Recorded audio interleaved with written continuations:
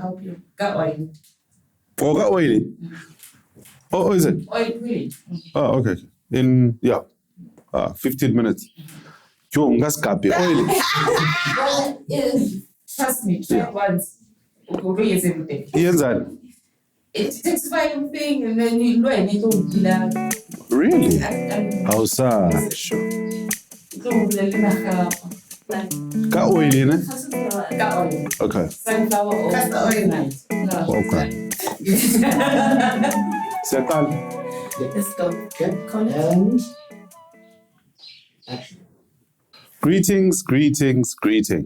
Thank you so much for joining me in this week's episode of Circles and Squares. It's a soul fit. I trust all is well with you. I hope you're happy. I hope everything is well with the kids and that you're keeping safe from wherever you may be. My name is Mkhulu Makanya, and I'm really happy and excited to be here. In this week's episode, we are going to look into the spiritual discipline of prayer. So you know that there are a lot of, quite a number of spiritual disciplines, right? So you get meditation, you get fasting, you get spiritual journaling, you get prayer, and you get, what else is there? Service to the poor as well. So today we're just going to focus particularly on prayer. What prayer is, what the purpose of prayer is, who prays, when do they pray, and how do we pray? So I obviously grew up in a Christian family and grew up in church and later evolved in various spiritual paths. I have had an encounter with Rasta, for example. I have had an encounter with Buddhists as well, and just generally have always taken an interest in spirituality until ultimately I got initiated into the African healing systems, and that's how I ended up becoming a healer or a sangoma. So I have always taken interest into the practice of prayer. Doesn't matter where I find myself in my spiritual path, I have always found the importance of prayer. Prayer is also a political discipline, political space, if you want to put it that way, because of the titles that are attached to the act of prayer. Those that are perceived to be gifted in the act of prayer, for example, would be referred to as prayer warriors. And obviously that implies that they pray better than everybody else. And obviously those that do not necessarily feel comfortable with practicing the discipline do not necessarily feel that prayer could be something that they could take up or a discipline that they could take up to enrich their lives. So since our inception, we've always had a natural inclination to be in conversation with something that is invisible, something that is perceived to be higher than ourselves. And we speak to this invisible energy or invisible presence as a form of drawing strength or needing guidance or needing wisdom, for example, needing support. A method also of influencing an outcome in whatever that we could find ourselves needing at the particular time. If, for example, you're someone that is looking for a job, there's an inclination that there's a force that could actually help you get that job. Pull some invisible spiritual strings to ensure that the event is drawn to your life. So in one way or the other, we have come to a point where we become aware of our limitedness or the limitedness of our energy, our creativity, our healing methods to a certain degree. And so we feel we would like to get into contact with this higher power. For example, there are people who make use of what we call affirmations. You know, when you wake up in the morning and you say to yourself, I believe I'm beautiful. I believe I'm going to get this job. I believe I can heal. The universe blesses me with healing. The universe blesses me with luck. So those would be affirmations, right? But prayer would then take a more disciplined approach where the ritual, even prayer can be ritualized, where it becomes something that is small, or something that is big in size. So different traditions, different people would practice prayer differently. So I'm going to attempt to define what prayer is. So firstly, prayer is a conversation between ourselves and power or energy that is more powerful than we are, that is more greater than we are. And one of the reasons that I see a need that we need to have this conversation is because we generally assume that we know how prayer works. Because obviously, I mean, it's something that's done all the time, and most of us grew up seeing it. But to be fair, not everybody enjoys the benefits of prayer. And so what is it that people are missing in their practice of prayer? And that's what brings us to the need to have the conversation. So prayer would then be a conversation that we have with a higher force, with higher power, and how we choose to structure that experience will be informed either by the amount of inspiration that we have or the amount of need that we carry that would then need the assistance from the higher power.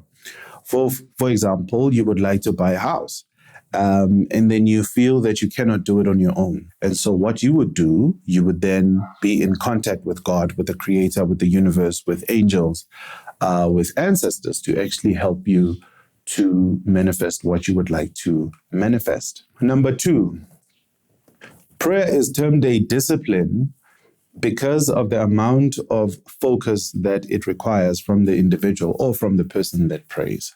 Okay? So as I've made a distinction in the beginning between praying and pronouncing an affirmation. With prayer, the intention is deeply connected to, number 1, inspiration. Number 2, with clarity. Number 3, it requires emotions, focused emotions. Number 4, it also requires a clear goal. So one person would ask, why is it that some people pray and what they pray for manifests and other people pray and what they pray for does not necessarily come to pass? And that has got to do with those nitty-gritties, with those small details that make a distinction between person A that prays and the person B that prays. And I think, unfortunately, in the main, we have not been educated on how to pray correctly. So if prayer, for example, is a casual thing for you, without necessarily focus, without necessarily a clarity of goal, and a certain confidence that what I'm praying for can actually manifest. It's as if, for example, someone comes up to you and they need your help. But in the manner that they speak to you, you can see that they don't necessarily have confidence that you can help them with the kind of help that they could be asking for from you. So the same principles applies when it comes to higher power, that you do find personalities who ask for stuff or for assistance from God. But in their heart of hearts, they don't feel that actually God can help them. Number 2, it does happen that sometimes we ask something from higher power or from God, but in our heart of hearts, we don't carry the confidence and the conviction that we deserve what we are praying for. And so that brings us to the question, why is it that, for example, in Africa, you get a lot of people that pray and you still get large numbers of disease, poverty, struggle? Is it that God does not respond to prayers of people in third world countries, for example? And so we need to then take a look at that and say, what is it that we might have overlooked or that we are not necessarily aware of? I really admire how Islam, for example, approaches prayer. I like the intentionality, the discipline, the ability to close shop if you have to in order to go and observe a time of prayer. I admire how just before prayer they would cleanse. They also approach prayer same way as Hindus do. You cleanse there's a certain awareness that you bring upon yourself, upon your own ego. You know, it's as if you speak to yourself and you have to channel yourself to say, okay, now it is time for prayer, compared to, for example, Christianity. Christianity, for me, in my humble opinion, it has a very casual approach to prayer. And for me, that's where you also find some quite bad habits that are connected to prayer. So if you're going to speak to God, who happens to be a higher being, you are not speaking to your friend. You're not speaking to someone who's your age. There has to be a form of respect that you afford this higher presence. I like how African people also approach prayer. There is an emphasis on the need to be on your knees, for example, when you speak to this higher power. So I'd like us to be mindful that when we approach this higher power, it is obviously an energy that created us, meaning it knows us more than we know ourselves. And when you decide that you have a need, or you haven't identified a particular need, and you decide that you're going to approach this being regarding this need, all those thinking processes, all those preparations, all those intentions are being seen and studied by this entity or this being. And so there has to be that respectability, that honor, and that seriousness that we bring, and also a good amount of faith.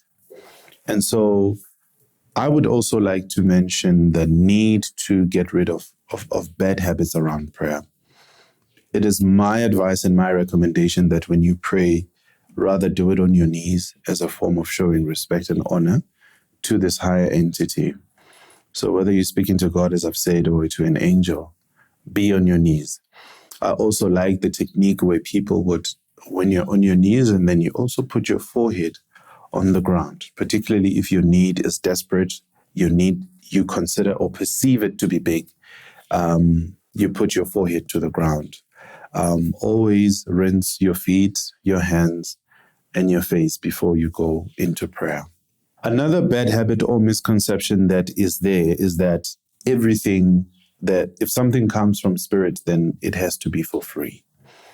And I would like to believe that that's one of the things that actually lead to majority of the prayers not being answered. Because in the universe, nothing is for free. Even Jesus said that when he used to heal people, he used to say that your faith has made you well.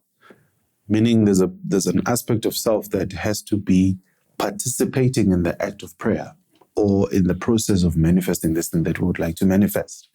So you can't go to God empty-handed. And then in the township where I grew up, people used to sing hymns like, I have no silver, no gold, I come as I am, therefore, God, please bless me. You are not going to get anything from God in that mindset, with that attitude. Of course, you do have something that you can give, even if you're poor. If you don't have money, if you don't have resources to give, you have time. Okay? So always be mindful of, if I'm going to ask God to help me with something, what is it that I can give in gratitude or as a form of sacrifice? Okay? Nothing comes for free.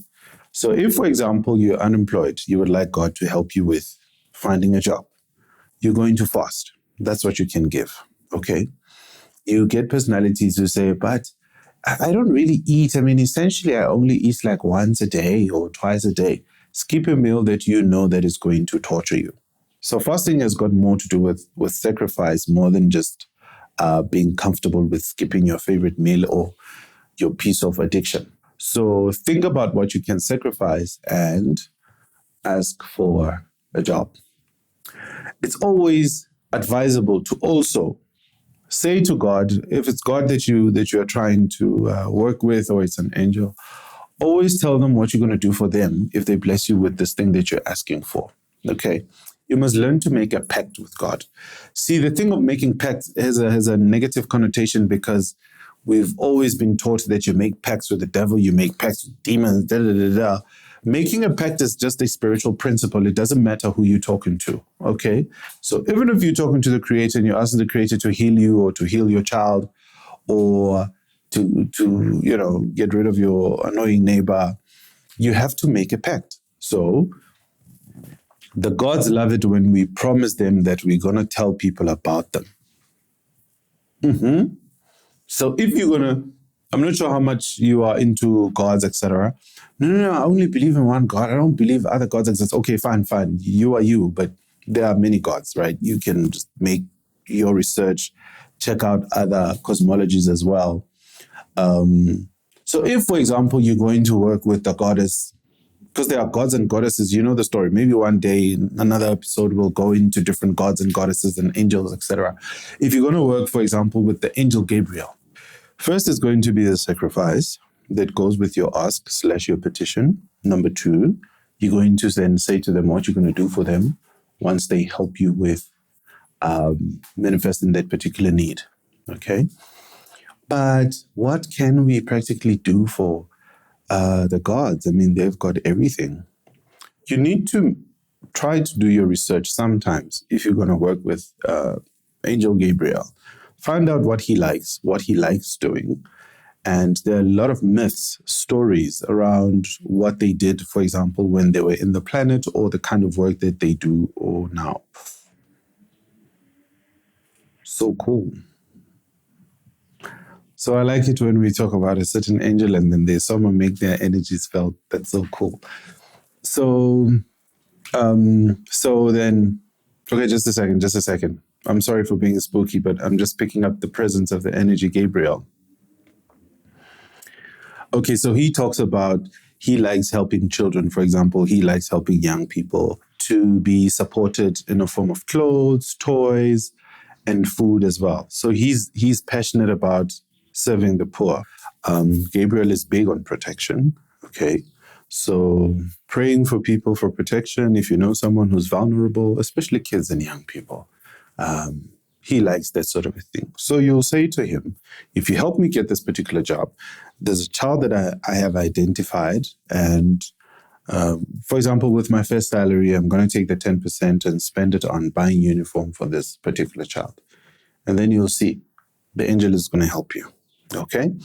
So always remember, there is nothing for free in the universe. Energy exchange is important. Sometimes if you don't have money, it's about exchanging energies. It's about, but the buttering system is still relevant, at least I'd like to believe. So you would like to do that and not just ask for prayers and expect a manna. The days of manna are long gone now. They are not here anymore. Because if really prayers were for free, I think most of us would not be in situations that we are in. I believe that most of us would really, really be billionaires and millionaires, and we would be free of disease. So what I have learned about prayer is that prayer does not start the moment we pronounce it. You identify the need that I'm in need, for example, I'm in need of bread. And I realize that I don't have the means to manifest bread on my own. Therefore, I need to approach God to ask for bread. As you think about your limitations, there is a possibility that you become insecure about how good enough you are not, or you become conscious of your own limitations. Not everybody has got a good relationship with their shortcomings, failures, and limitations. So that energy then becomes part of your awareness when you pray. And then you finally decide, okay, I'm going to speak to God about this. So you go into prayer carrying that energy. Number 2, I have also learned that prayer possesses some form of cleansing properties in itself. So we must remember that God is frequency. We must remember that thoughts and emotions and feelings are all frequencies. So it is for that reason that some people would recommend that before you go into prayer, it's good that you must take 10 minutes of meditation to gain a good clarity of what you're praying for and what you're asking for. But also to create a clarity in your heart and in your emotions as to what you're praying for. So it is possible that you could be praying for X and then Y manifests, because that prayer that you might have pronounced then first served as a cleansing prayer. And that energy, when it leaves your body, when it leaves your psyche, when it leaves your subconscious mind, then in turn draws that energy that you are actually not praying for. So this is what I was also sharing with Christian ministers just last year, that I believe sometimes it's wise to pronounce a prayer before you pronounce the prayer that you would like to pray, in order to align yourself correctly with the energy of God, the energy of what you are asking for. And I always prefer that be concise, be straight to the point, and then in that way you are able to hit your target. We are divided into the spirit self and the ego self. So the ego self believes that it is separate from God, separate from nature, separate, right? So a form of invocation or evocation that whose ritual is also expressed through song and dance. It is a way for the spirit self to move from being ego-centered to being spirit-centered.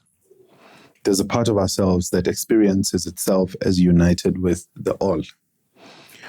A part of self that does not believe in limitation, that does not believe in separatism, or that we are separate from God. So song and dance is there to just help you move from ego to spirit. And you will notice that once you move there, we use words like God is here, or I'm connected with God, or spirit has arrived. Or if you're charismatic, then they will start saying things like something is happening here tonight. You know, it is just that shift when you move from ego to the God self. I think something that comes close to that would be trance. Even though, you know, so I've always had that imagery that we go up or we rise. And so when you start meditating, you realize that it's actually an opening up. It's as if there's a cover that moves from your heart. And when it moves, and then you realize God is actually in the heart. And then it's as if you connect with this, you know, the inner connects with the outer, and then the ultimate, as it were. So if it is trance, then, you know, the blockage gets out of the way. Whether the blockage is created by thinking a lot, by thoughts, by leaning more to the ego and its things. You know, the ego will always ask you, have you paid your rent? Have you? So once you move from that and you experience that link with spirit, then God's presence does that. You know, it's overwhelming. You feel, you know, in some tantric societies, they call it an orgasmic feeling. It is the same as an orgasm, where you feel that you're one with God, overwhelming. So tears would, but also because as humans, we spend probably 80-90% of the time stressed, worried, and anxious. So when we feel joy for extended periods of time, it's an energy that we tend to repel, or we don't want it to last that long in our system. And then there's that battle as well to say, you know, this is just too good to be true. And then you just, you cry, and it's just overwhelming. If you go through that unconscious, then that's why you also see people, I know that a lot of people tend to perform, but it can do that if you're resistant to it. So one of the things that we don't, or that we are rather not aware of, is that there's a difference between positive prayer and negative prayer, okay? So when I wish you bad things, I wish that you could lose your job. I wish that God could hurt you the way that you've hurt me. I wish, right? So these are words. These are frequencies. God hears these things. Spirit of God in your heart hears these things. And in most cases, you'll see that these things manifest if the intention is strong enough, if the anger is strong enough, if the will is strong enough, these things will manifest. And this is what we call negative prayer. Okay? So what we don't realize is that it is possible to come into a prayer space with an intention to speak to God, for example, but because the heart is leaning more into negative emotions, then you unintentionally pronounce negative prayers. You get angels that are angels of light, and you get angels that are angels of darkness. You get demons that are good and demons that are bad. So not all demons are bad, not all demons are good. Okay. So there are demons who depend on us praying negatively for them to survive. Does it make sense? So one of the reasons why it is such a big thing to teach people to pray negatively, number one, it is so that the prayer space disempowers you. So your prayer space, your prayer ritual is not an empowering experience, but it actually depletes you, right? Mainly because, number one, you are giving off negative energy. Number two, your prayers then, demons feed off of the energy of your prayers. So it is important to raise your vibrations for those purposes so that you ensure that your prayers land in the hands of the intended being. And hopefully it's a being of light. Being emotional, there's also negative and positive. So bliss would be good. Gratitude would be good. Orgasm would be good. Happy would be good. It's better to approach God with those energies than to approach God with, negative energies. And then someone would ask Uguti, where is God when we cry? For example, am I not supposed to be praying to God when I'm hurting, when I'm depressed? Isn't God supposed to be there when I'm crying? As if the universe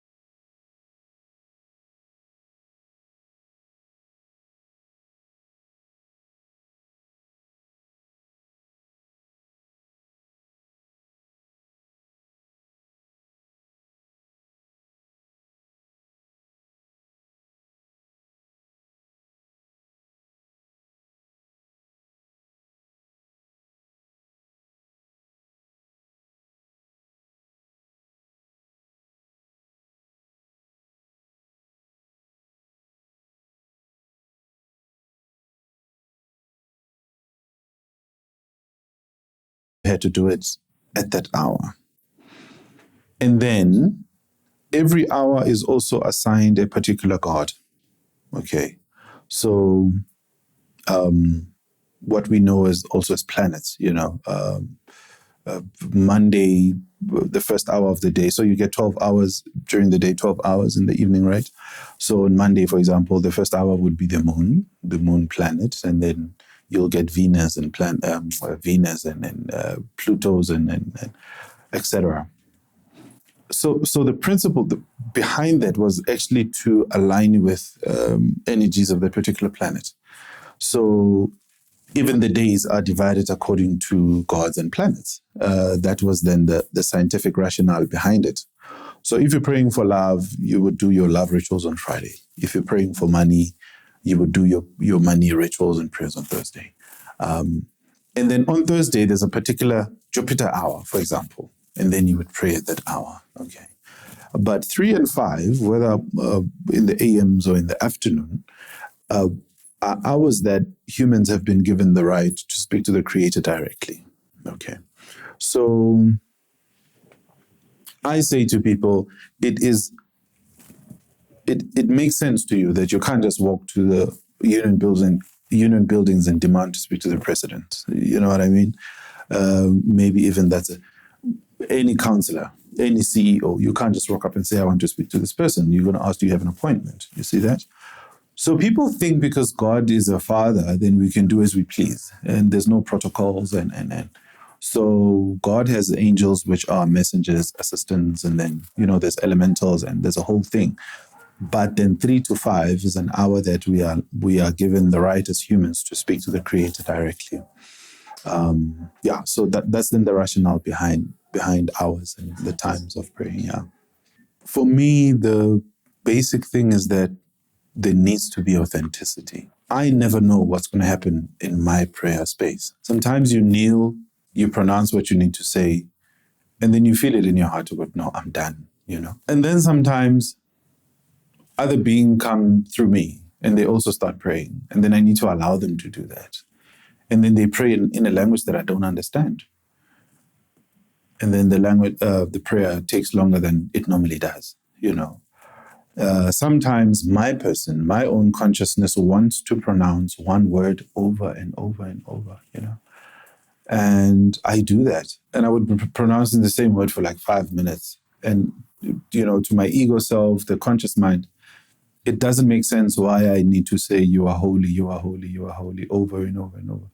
You see, I'm saying it and then I'm getting goosebumps, But the conscious self knows why it wants to do that. So sometimes you will discover that prayer space is not entirely about you, but you are walking with people, you are carrying people, they want to pray in that space as well. Sometimes you have an angel your guardian angel, for example, he wants to also share in the prayer space and he decides he's going to pray through you. So then you've got 30 minutes, then you've got an hour. Also, prayer times differ, prayer modes differ. There are times where you just want to do a touch and go and just give thanks and then sit for like 5 to 10 minutes and then leave. There are times where you just want to be intimate and sit there, So, yeah. But for me, authenticity and openness is important. You must understand that Christianity is a young religion. It's only 2,000 years old, right?